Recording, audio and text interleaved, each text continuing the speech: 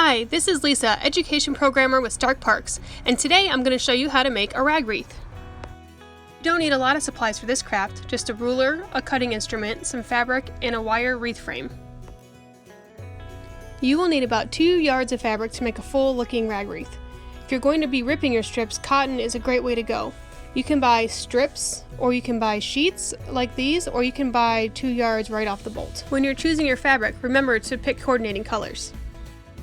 For your cutting instrument, you have several options. You can use pinking shears as you see here on the left, which will give you a zigzag edge and prevent any fraying. You can use a round roller cutter for nice straight edges, or a pair of regular scissors to cut notches and then either cut or rip the strips.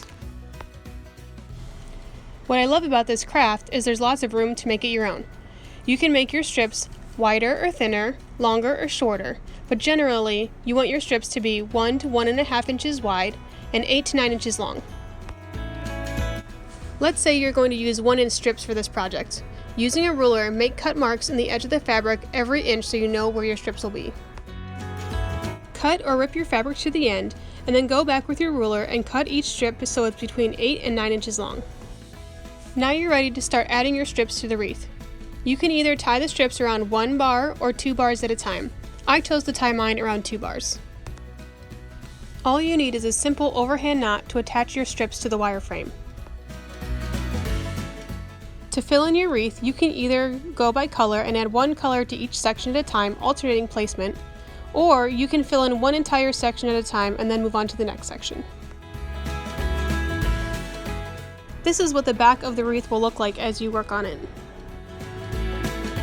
As you're adding the strips, make sure to scooch them over as tightly as you can to put more strips in. The more strips you have, the fuller it will look. As you're completing sections, make sure to fluff the wreath up every once in a while, and if you see any spots that you need more strips, add to it.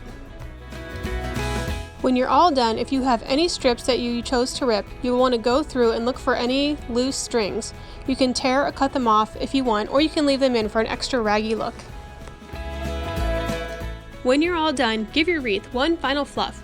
Look for any bare spots that might need 1 or 2 more strips of fabric to make it look extra full and fluffy. I hope you enjoyed this DIY video, and we hope to see you at Stark Parks.